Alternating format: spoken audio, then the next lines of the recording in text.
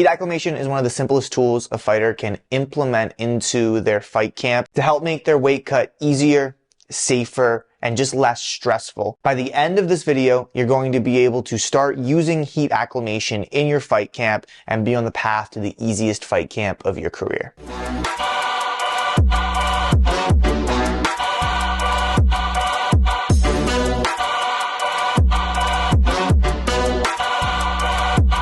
What is going on? It's Coach Adam from Counter-Strike, where we make fight science simple. On this channel, we talk about everything a fighter needs off the mat to help them dominate on the mats or in the cage. That's your strength, conditioning, nutrition, recovery, mindset. We got you covered. So if you're new to the channel and you're a serious fighter, make sure you subscribe. Only if you're a serious fighter. If you're not serious, don't even bother. And if you're excited to talk about some heat acclimation, do me a favor and hit that like button. Heat acclimation is an important tool throughout the weight cutting process, and it's kind of crazy how many fighters are not using heat acclimation because it's one of the easiest ways to have a safe and efficient weight cut. This video is going to be a step-by-step guide on how to use heat acclimation throughout your fight camp. We're going to talk about what heat acclimation is, why heat acclimation is important, and then we're going to walk you through the heat acclimation process.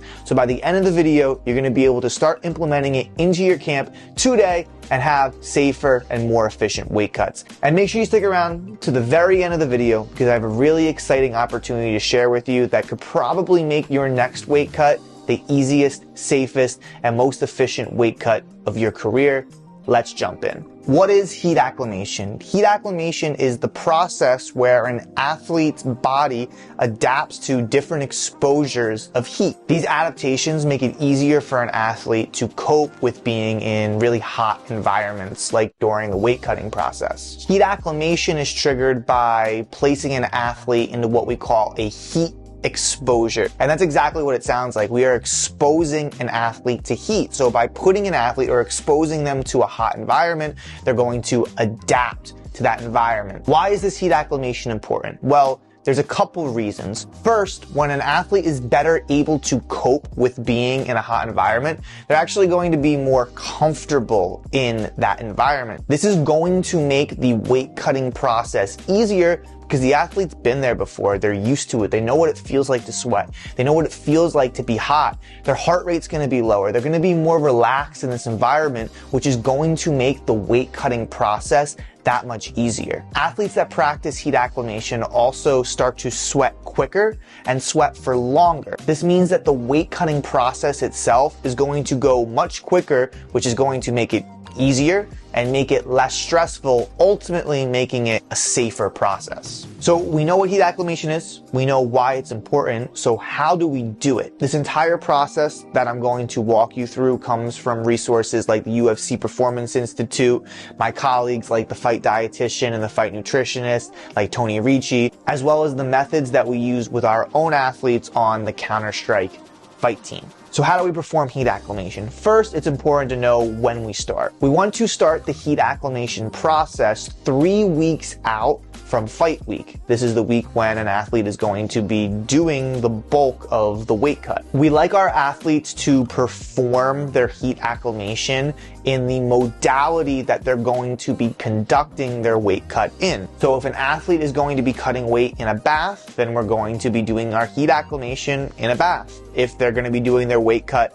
in a sauna, then they're going to be doing their heat acclimation in a sauna. If we're going to be using a combination of a bath and a sauna, then each heat exposure that we do throughout the acclimation process will be alternated between the bath and the sauna. To get the most benefits out of the heat acclimation process, we want to aim to get a minimum of at least 10 heat exposures over the course of the 3-week period. I recommend that athletes space out their different heat exposures so we don't do them daily. We have a day or two between each exposure. However, if an athlete is going to have consecutive daily heat exposures, I do not recommend performing more than 3 consecutive heat exposures in a row.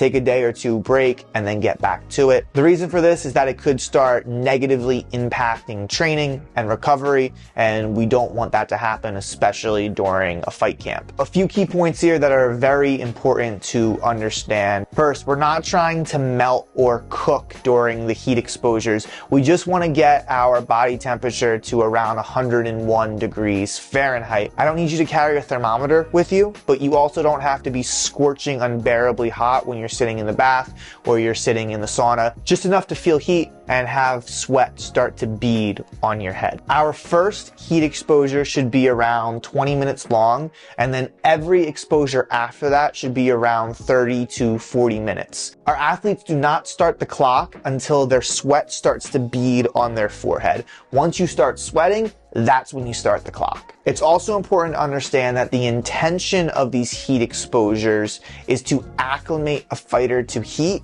not to lose weight or to cut weight. So it's super important that athletes have water and electrolytes with them and are actively sipping on them throughout the heat exposure process, and they rehydrate all of the fluid that they sweat out during each heat exposure. This way, their training is not negatively impacted from the heat acclimation process. And that's really all there is to it. It's a really simple process. We want to start 3 weeks out. We want to aim to have 10 exposures over the course of the 3 weeks. We want to use the modality that we're going to be cutting weight in. We want to start with a 20-minute session and then go to 30 to 40-minute sessions throughout the process. We want to make sure that we're not cooking and boiling while we're in there, and we're sipping on water and electrolytes throughout each and every heat exposure that we do. And I guarantee if you implement heat acclimation throughout your fight camp process, your weight cuts are going to be easier, they're going to be safer, they're going to be more efficient, and they're going to be less stressful. But heat acclimation is only a small part of the weight cutting process. Weight cutting can be dangerous, and it can really negatively impact a fighter's performance if it's not done safely and properly. This is why I always recommend that a fighter's weight cut should be overseen by a professional that understands the science of weight cutting as well as the demands of combat sports. And this is why I want to offer this special opportunity to you. By tapping on the link in the description below, you can book an absolutely free weight cut consultation call with me. We're going to talk about what you walk around at, what you fight at, what your weight cutting process looks like, what your fight camp looks like, and I'm going to help you in every way that I can to make your next weight cut the easiest, safest weight cut of your career. If that's something that you're interested in, it's an absolutely free call. Go ahead, you can book the call down in the description below. I hope you got a lot out of this video. If you dug it, if you learned a lot, make sure you hit that like button. And until next time, catch you later.